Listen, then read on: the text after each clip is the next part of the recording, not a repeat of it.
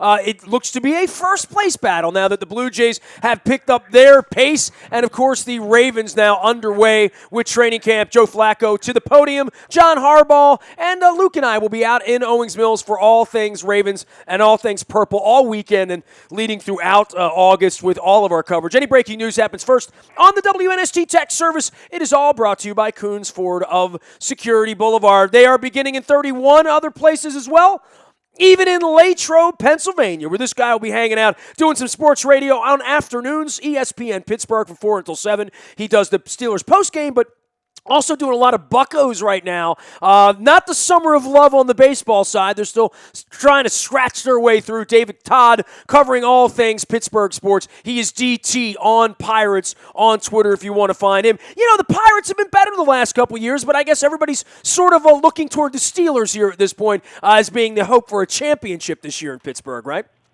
Yeah, Nestor, good to be with you. Look, it's been a fun run here in Pittsburgh, obviously, with the Penguins winning the Stanley Cup. And the Pirates, they're in it. Certainly nobody's thrown in the towel here. They're right in the hunt for the second wild card spot. It looks like the Cubs are going to win the Central, and they've added Aroldis Chapman to try and make a deep run in the playoffs. But the Pirates they've not gotten good starting pitching, and Andrew McCutchen has really struggled this year. So the bullpen's been good. They've gotten help from some other places, but it's going to be interesting here going into the trade deadline for everybody to see what people do. And I know the Orioles have been looking for starting pitching. That's what the Pirates are looking for as well. So we'll see who gets what coming up with the deadline Monday. David Todd from ESPN Pittsburgh. So for the Penguins, I want to go back to that for a minute because, I'll do plenty of Steelers and we'll talk Le'Veon and we'll talk, all the off-season issues. I had Mike Tomlin in here about 8 weeks ago doing a big event with John Harbaugh here in Baltimore with us, so I got a little dose of the renegade spirit for the Pirates. But the Penguins, I'm a Caps guy, right? And, the President's Trophy is all nice. The Stanley Cup's what it's all about. What does a parade in Pittsburgh look like? I mean, maybe to me it kind of got overshadowed by all the things Cleveland had happening the following week there. The Penguins parade seems to come and go, and I don't notice it. Clearly, if the Steelers were there, it would have been a whole different thing. What's the fan base like for the Penguins, even when things go well like they did this year? Oh, it's crazy fanatical. I mean, they've had, I don't know what the number is now, something like 450 straight sellouts. There is particularly amongst the kind of 35 and under crowd, a raucous fan base. And, in Pittsburgh, if you win, you'll be supported. And the Penguins have won in a big way over the last 6 or 7 years. Not to the extent that people would like in the playoffs in the past couple of years with Sidney and Malkin and Chris Letang and Marc-Andre Fleury. It's kind of, if you don't win the Eastern Conference, sometimes it's looked at as a disappointing season. But it's a really solid fan base, and they get great support. And I think with what they did this year and having literally everybody but one guy back for the team next year, expectations are extraordinarily high there as well. Well, we get the yips every time we have to see the Penguins at some point in April or in May, but that's part of winning. And the Penguins were clearly the best team by the end, right? I mean, Capitals, if they would have played the Stanley Cup Finals in January, maybe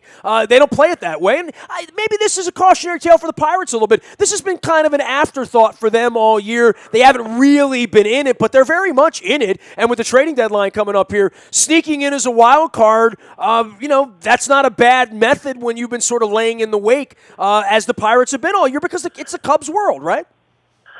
Yeah, it looks like it is the Cubs world, but the Cubs have, since their start of 25-6, they've really played 500 baseball most of the way. They just got off to that torrid start. That's going to still be tough to catch them. For the Pirates, they're I think now 17-9 over their last 26. That's the best record in the National League. They just, as I say, the starting pitching just hasn't been consistent enough. The bullpen over that stretch has averaged more than 4 innings a game, which is obviously not what you're looking for. They've been very good, but they've been in the playoffs the last 3 years and in the wild card. And unfortunately, you know how fan bases are for this fan base. That's not viewed as being sufficient. And they feel like a lot of people feel like, and I'll agree with it, that they didn't do enough to address the starting pitching in the offseason because they have good young depth coming up in Jameson Taillon and Tyler Glasnow. And unfortunately, some of the young guys, they came up a little later than anticipated. Both Taillon and Glasnow have been on the DL, so they haven't gotten the support there. The guys they tried to kind of bridge with John Neese and Jeff Locke haven't been good. So we'll see. But, with 63 games left in the season, it's kind of, get it done now. Well, it feels like you're sort of like the Orioles. I mean, they have Cole, the Orioles have Tillman. The rest of the starts really are kind of a box of chocolates, right? Right, absolutely. We are chatting with David Todd. You can follow his journey out on Twitter at DT on Pirates. And even though it says on Pirates at Twitter, he does a ton with the Steelers, including the post-game show. What is the temperature there? I'll throw it out there. The DT on Pirates account is just Pirates, it's just baseball. My normal account is at David M. Todd. Okay, all right. Well, I'll get that. So you have two Twitters. I got two Twitters. Yeah, I got a personal and a work as well, the NST Twitter. But, yeah, I'm sort of that way. My Nestor Twitter, I do like rock and roll and fun and my wife and my mom. And the NST Twitter is just for sports, so I get you. But it's Steelers time now. And even though you won't be tweeting at DT on Pirates for Steelers, doing it on the other side, this summer has been not so great for the Steelers, right? I mean, it's been some bad news and obviously not what you want to hear, but you got a division where the Bengals have lost a couple of key players. Clearly, the Ravens have all sorts of issues coming back from 5-11 and question marks this summer. But the Steelers were hoping for better activities off the field, correct? Yeah, no doubt. You get the news in March, kind of out of nowhere, that Martavis Bryant not only is going to be suspended, but he's going to be suspended for a year. That means he failed multiple drug tests. So that's a big blow. Now the good thing is the Steelers knew about that going into the draft, and they had drafted Sammy Coates in the third round last year. So they have maybe a guy ready to at least step into that role, but it takes away from the depth for sure. Bryant is a guy who was on the cusp of being, I think, one of the 10 best receivers in the league. And with the tandem of Antonio Brown, obviously that's dynamite. And then the news comes out last week about Le'Veon Bell, and again, this kind of just makes your head spin a little bit for these guys. Now, the Le'Veon Bell situation is a little bit different. He apparently hasn't failed a drug test. Instead, he's missed apparently multiple drug tests. Now, to me, look, there, some of the guys like John Clayton and others have said there's a chance he can win his appeal. He changed his phone number. I mean, it seems a little bit like the dog ate his homework story to me. If the only way he'll win the appeal is if somehow he did inform the league about the changed phone number, and the tester, the individual who was supposed to contact him and get the sample, didn't go about the process correctly. So I think that seems like a long shot. So it looks like Bell may be gone the first 4 games of the season. So we'll see how that plays out. They do have D'Angelo Williams, who was a great fill-in last year and turned out to be one of the best free agent signings in the league.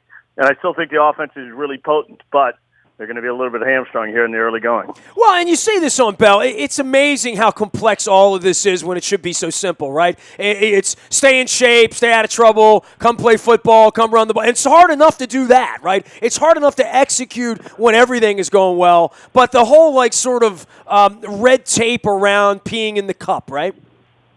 No doubt.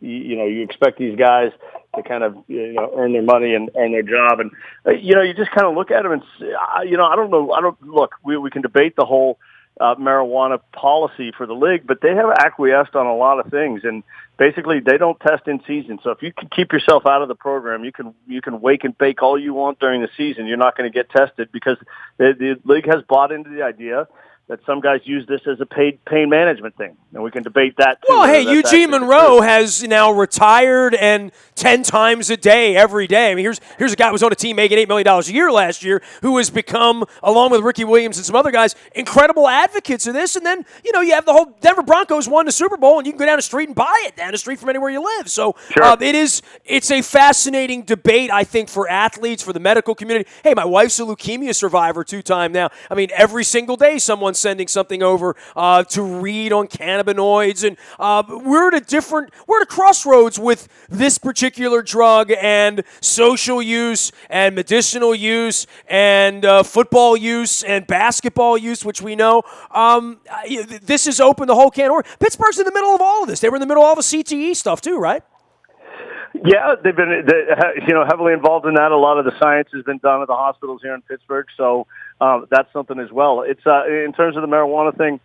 So these guys, once you are in the program, the procedures are very different. They can test you up to 10 times a month.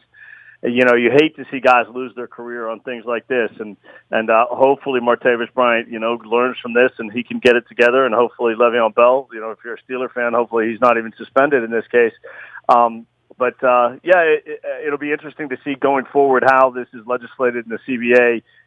If it is kind of dropped altogether, or the league kind of just adheres to this policy. But look, having said all of that, it's pretty inexcusable for these guys because it's not like they don't know the rules. They know the rules, so it's the profession you've chosen. It's a profession that's going to pay you like nothing else you'll ever do in your life, or any of us will ever do in our lives.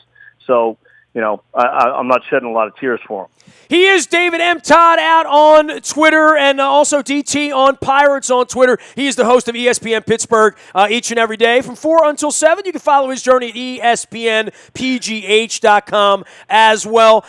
Where's Tomlin in all this? I've developed this bizarre friendship with him over the course of the last decade, and he came into Baltimore, and he and Harbaugh did their thing. And, at this point, it feels that both of these franchises, to some degree, sadly, are chasing Cincinnati, who has been the best team over the last couple of years. I know Cincinnati has some of their own issues here this summer. It's certainly a quarterback that has to prove a lot.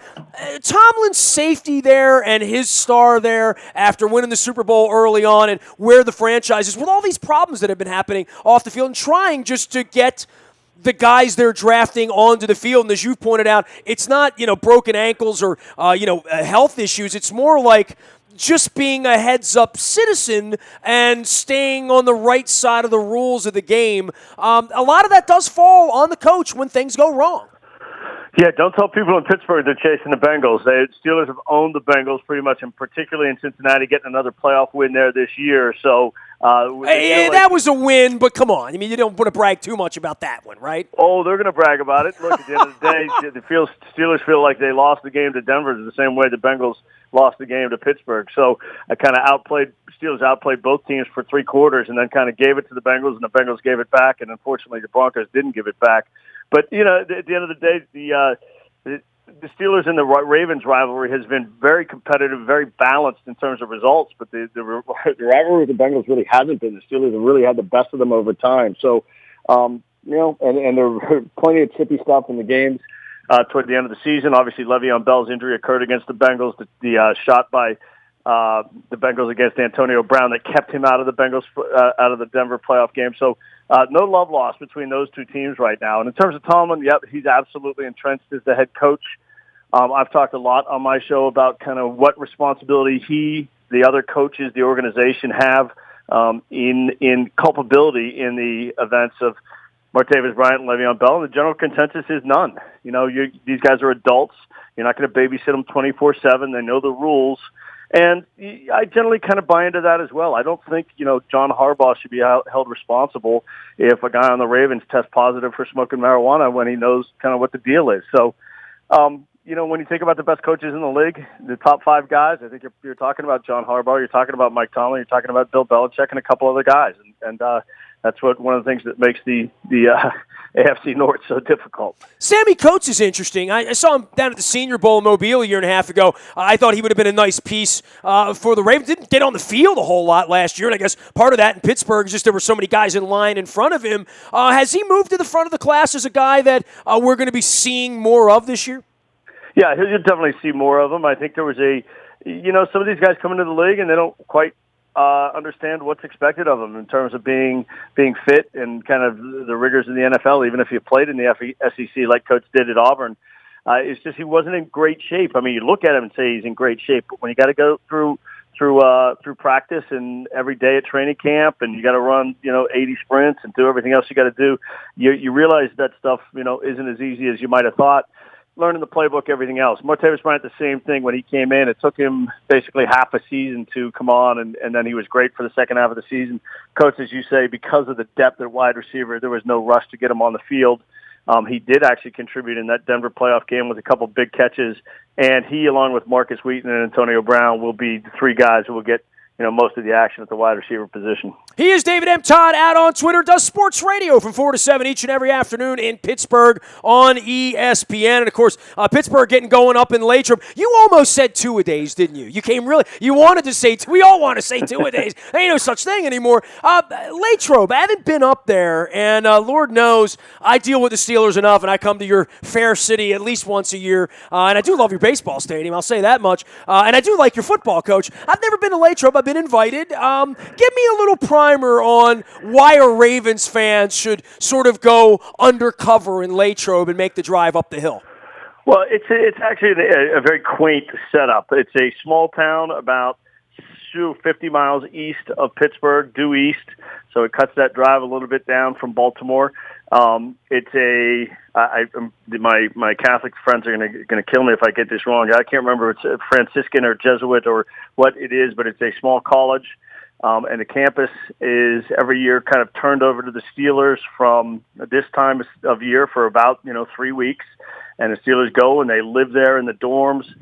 The coaching staff lives there, and they have beautiful practice fields, and they've got a nice kind of grandstand, and admission's free, and people kind of flock there. And it's it's not overwhelming. There are probably 3,000 or 4,000 people at each practice that's open to the public, and the practices start a little bit before 3 and end at about 5:30 or 5:15, 5:30. So bring your sunscreen and a hat, but you get to see kind of everything that's going on, and it's So if you're a Steeler fan, I do a bunch of shows from up there, and people come from not just all over the country, believe it or not. People come from all over the world to spend a couple of days and catch their football team. Cold beer and good pizza, right? Oh, well, that's the other thing is once you watch practice, there are about 15 bars within 5 miles and a brewery and a bunch of places to stay, and you can go over and see. Where Arnold Palmer, his Latrobe Country Club, where he grew up, and the club that he owns is right around the corner, and there's an airport right there if you want to jet in. So all sorts of things to do around the area, but it's primarily Steeler focused, of course. Yeah, well, that keeps me out. David M. Todd from ESPN Pittsburgh joined us. So I got to ask you this: you had your own parade, so it's different, right? We had our football parade a couple of years ago. Still waiting for our baseball parade. Seeing Cleveland have a parade, it sounds to me like you're a little bit of a native or doing a great job of faking it. And clearly, there's more disdain, I think, between Pittsburgh and Cleveland than there is between Baltimore and Cleveland. Although they hate us for obvious reasons, we stole their football team. But seeing a parade there, did you like it, or did it kind of like did it work against Pittsburgh sort of religion to have a parade of any kind in Cleveland? Yeah, I'm born and raised Pittsburgh, and there are plenty of people here who will never root for Cleveland in anything. For me, I can't really kind of carry that around like that. I was thrilled for them, and I'd like to see the Browns be good. I think it's just good for sports when teams at least cycle through periods of being good. Let's not go that far. It's fun having the Browns stink. It really is, I mean, I don't need to see it with the Bengals. I'd actually never see the Bengals be good than the Browns never be good. Oh, well, you got bad feelings about the Bengals because they hurt Brown. Okay, I see that. See, the Bengals have beaten us at a pretty good clip the last couple of years. So that's one of the reasons that they've won the division, and we haven't won the division. But the Cleveland thing, I've never hated Cleveland. I mean, maybe it's because we stole their thing. So I didn't mind the parade there, but I figured people in Pittsburgh would have some angst about that for sure. There are definitely plenty who do. Hey, man, great having you on. Good luck to the Buccos the rest of the way. No luck to the Steelers. We'll see you guys a couple times this year. It's always great checking in with you. Great having you on the program, man. All right, Nestor, always a pleasure, man. Thanks for having me. You got it. Find him at David M. Todd out on Twitter or at ESPN PGH up in the Berg, as they say. He hosts afternoon radio from 4 to 7, does a great job. Also, Steeler pre- and post-game radio, and he'll be in Latrobe in the coming weeks as well. We will be in Owings Mills. Pretty full time. I mean, Luke's going to get himself a cot out there and some nice clothing and a nice ball cap to keep the sun off him and some good sunscreen. We are into Ravens training camp, getting ready for everything. Any breaking news that happens, what happened first on the WNST Tech Service. That is brought to you by our friends at Coons Ford of Security Boulevard. And, of course, our morning newspaper hits your email inbox at 7 a.m. each and every morning. It is powered up by Planet Fitness and PlanetFitness.com. Still $10 a month to get in the best shape of your life there. Nasty at WNST.net reaches me anytime, anywhere. LinkedIn, Facebook, Twitter, Snapchat, Instagram, as well as Facebook Live and our WNSTV YouTube channel with streaming, and anything you missed can be found in the Buy a Toyota Audio Vault 24 hours a day from anywhere in the world on your mobile device. Done a lot of great radio. We're going around the NFL, doing some baseball stuff here on the front end of this trading deadline, and hoping the Orioles get a little bit better and hoping the Ravens stay healthy. We are WNST.net, AM 1570, and WNST Towson, Baltimore, and we never stop talking Baltimore sports.